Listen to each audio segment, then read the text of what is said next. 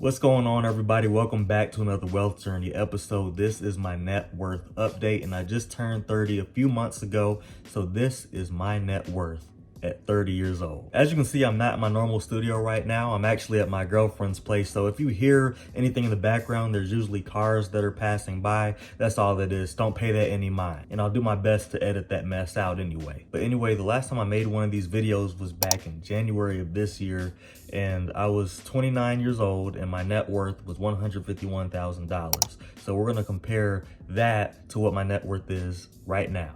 So we're gonna go into my wealth journey over here on my laptop. My laptop will be at a weird angle today. So if you see me looking like this, that's why I'm looking at my laptop.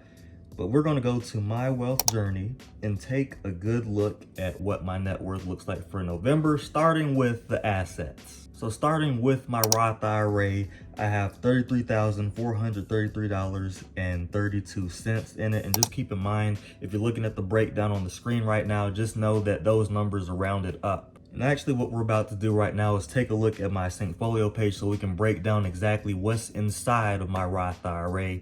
And I actually just added $700 to that account today on November 13th. And so everything you're about to look at right now on my Syncfolio page is actually up to date as of today. So we're looking at my Roth IRA right now. So the way that account is broken up is as follows. VTI has $6,584.91.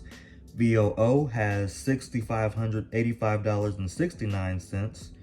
Microsoft has $9,834.66, and Apple has $10,428.06. And it all adds up to that $33,433.32.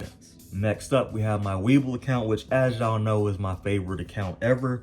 It has $43,527.42 in it. Going back to my Syncfolio page, this is going to break down my Webull account. And by the way, if you like the spreadsheet you're looking at, it's actually a smart spreadsheet. You can get it down in the description. But anyway, that's what this account is right here, the WB. So check this out. This is how this account is split up. So I have SMH, which has $1,119.63 in it. Then I have Google, I have $3,662.72. Nvidia has been an absolute killer. I have $15,550.85 in there. Microsoft, $11,907.43. And Apple has $11,286.79. You'll notice I have Apple and Microsoft in common with my Roth IRA and my Webull account, and that's because those are extremely successful investments that I like to have in every single portfolio. And if you'll take notice of my cost basis real quick, you can see the number beside the market value. That's the amount of money that I put into those individual investments, and as you can see, they've all nearly doubled each other, which is fantastic. And Nvidia has more than tripled itself. And that's a lot of where the net worth building comes from, is making wise investment decisions and then just investing into the right things at the right price at the right time, all that good stuff, and then doing so consistently. So I'm extremely proud of this account, and that is why that particular account is up over 100% easily. And while we're at it, let's talk about my 401k. My cost basis for my 401k is $90,420.73. And yes, that does include what my company matched me. And it grew into $122,955.41. So that account is pretty much on autopilot right now. I did share in one of my previous videos that I went ahead and said, you know what? This account is already in the six-figure mode. This is already at a good state. I'm gonna take a step back from it and put more money aggressively into my Webull account. And the reason for that is because the returns I'm getting on my Webull account greatly, I mean by several multiples, outpaces what my 401k is doing. I understand there is a match program. I understand all of that good stuff. But in the long term, if I keep doubling my money over and over and over and over again, and then getting bigger increases than what my 401k is over and over again, not only will it outpace my 401k and outgrow my 401k, but also I will have access to it. Right now, what I don't have access to is my 401k money. And I understand that that's supposed to be for you later on. But what I'm here to tell you is that's not the only form of retirement. That is something to supplement your retirement. And I'm betting on the fact that I am good enough at investing, and I'm confident in saying this because I have the results to back it up, that my Webull account plus my Roth IRA plus my 401k are going to be fine retirement accounts together. And if I ever decide to put money back into my 401k, I'll definitely let y'all know, but I'm just doing a little experiment right now. I've been doing this one for about 2.5 months now. And what it's done, what I've noticed the most is it frees up a lot more money to go directly into my Webull account. And it's like adding fuel to a fire that just keeps growing and growing and growing, a positive fire. And so it may sound a little crazy, may sound a little unorthodox, but I have a feeling it'll work. Now let's talk about my HSA investing account. So there's a difference between your regular HSA where you're saving money for medical expenses, but then there's also an HSA investment account, which you can actually invest in inside of your HSA account tax-free, and it is absolutely awesome. And usually with funds like the ones that I'm about to talk about right now, usually you have to have a minimum of like $3,000 or $4,000 depending on what the specific fund is. But those rules do not apply when it comes to having them inside of an HSA account. So that is a big perk. If you have an HSA account, I highly recommend that you play around with the website and try to look as deep as you can in it and see what your investment options are inside of it. I think you'll be astonished. They actually have some really, really good ones. Most people don't know what the heck they mean, but I've done my research on index funds in general, and they have a lot of great ones to choose from. So the one that I chose, because I don't believe in having a bunch of different ones, if you have one that covers all bases like the one I'm about to talk about, that's the only one I feel that I need for my own specific investment journey. But anyway, it's called VFIAX, that's Vanguard's S&P 500 Index Fund. And I put $1,296.19 into it, and it has already grown to $1,769.64. It's like a 38.64% return inside of, I don't know, a few months. So it's actually pretty wild if you really, really think about it. Let's talk about crypto, because I'm not a big crypto fan, as y'all know, but last year, and especially at the beginning of this year, I had a bunch of different cryptos. I have concentrated that down to one, and it is no other than Bitcoin. And I put $1,841.64 into it as the price has fluctuated. That has grown to $2,091.59. I don't keep that on any crypto exchange or anything like that. I actually keep it on a cold wallet because that keeps my crypto safe and it keeps it under my ownership. And I won't get too deep into that, but just know that once you put your crypto onto a cold wallet, aka a hardware wallet, you own your keys, and when you own your keys, you own your crypto. Maybe I'll make a video about that if anybody's interested. But anyway, that takes my total investments to $203,777.38. But now we're going to jump into my savings, because that's important too, and I have not made them very important this year specifically.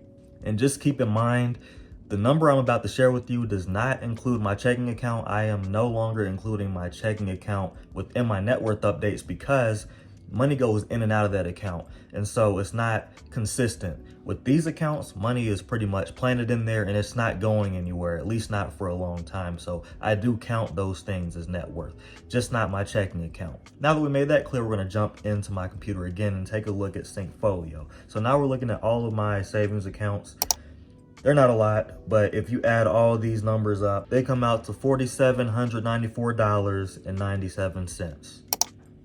So not terrible, but if we're looking at it from a long-term perspective, I have to keep stacking on top of that, at least get it into the 5 digits. And earlier this year, I did take a big chunk out of there to go ahead and put into investments, and it did pay off, and I did get a lot of money in investments from that. But I look at cash as a safety net, so if something ever pops up and I need quick cash, I don't want to just have like basically $5,000 to rely on. I'm going to need some more than that. I don't need to have 50,000 in my savings or nothing, but I need to have more than what I have right now. And since I'm not counting my checking account, that is holding me accountable, because I do keep a few thousand in my checking account at all times, so I make sure that I have a buffer. And that buffer counts as a first line of defense against any situation, any emergency, anything you can think of. And then I would go into my savings, and then I would go into my emergency fund, and so on and so forth. So basically, I'm building a system in which my savings accounts have savings accounts and my emergency funds have emergency funds. The only problem is I need to actually build the emergency funds. So my assets for November 2025 comes out to $208,572. So that's super exciting for me because I've never seen that much money in my life, especially when you just look at it from an assets perspective. That is crazy. Now we're going to jump into liabilities, which is going to be pretty short, but we'll jump into my debt sync page just so you can see exactly what it is that I'm talking about. But first, we're going to just go over the general stance of liabilities. So my liabilities, $1,807 for my credit card.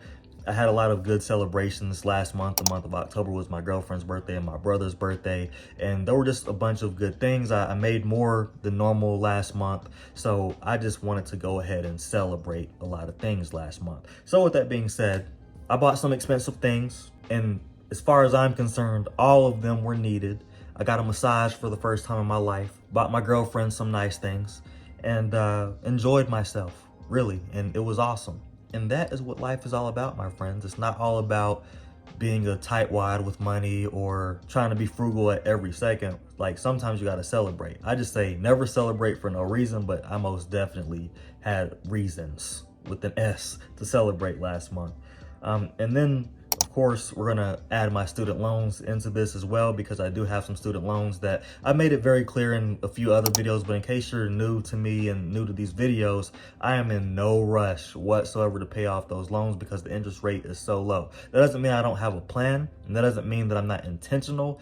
It just simply means that if I had to choose between paying off my debt and going completely debt-free and building my assets to the point where they continue doubling themselves, I'm choosing the asset one every single day of the week. And it's because they grow way more aggressively than my debt is, because I'm paying more than what I should be anyway per month for my debt. But let's get into this. Student loans, I owe $20,867.26 at this time.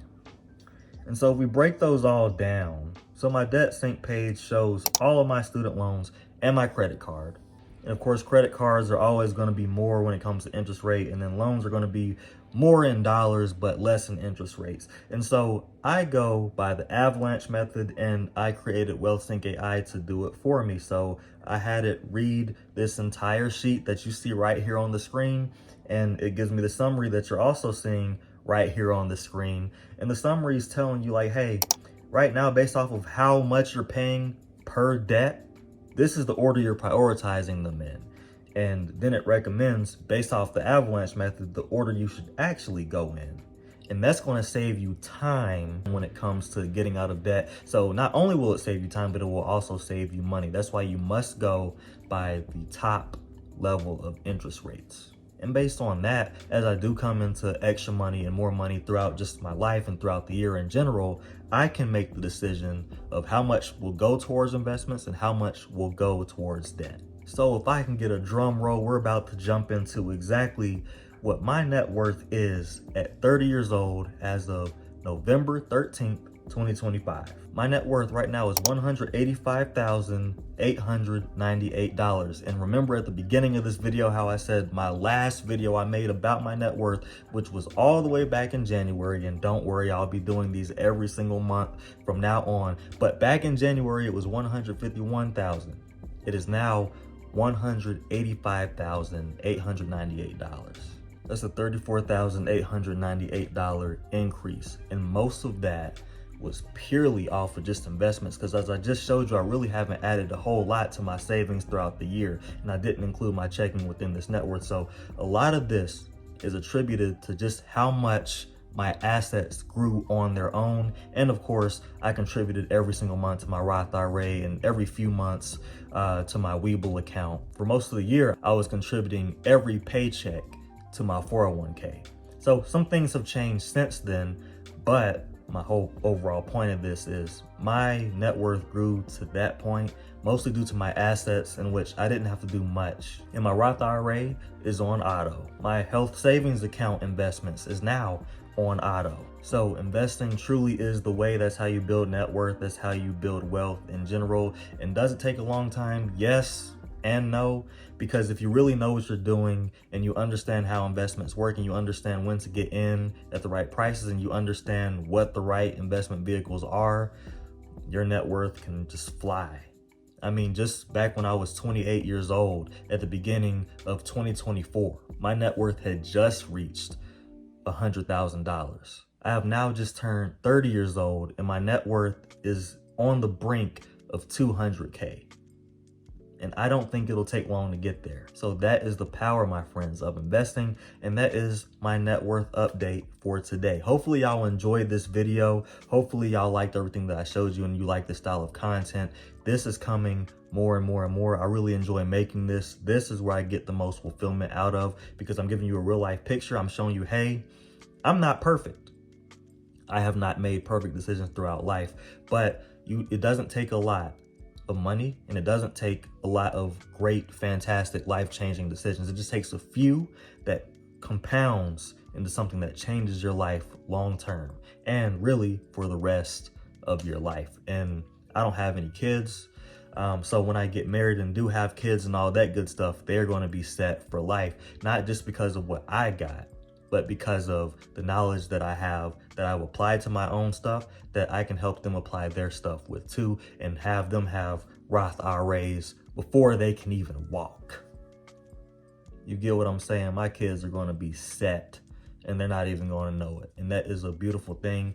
And that's the whole purpose of this, is generational wealth and continuously improving each generation as they come. Hopefully you enjoyed this video. Hopefully you got something out of it. Leave me a comment down below. Don't forget to hit that subscribe button. I will see you in the next video, and make sure you binge out on this entire wealth journey series, because I have come a long way, and I hope that this can serve as some sort of an inspiration to you. And if you feel comfortable, shoot, drop your net worth down below. And it's not a competition. It's just, you know, this is how old I am. This is what my net worth is. It gives people inspiration. And I think it starts a very important conversation that I don't think is happening enough, at least nowadays. Y'all have a great day.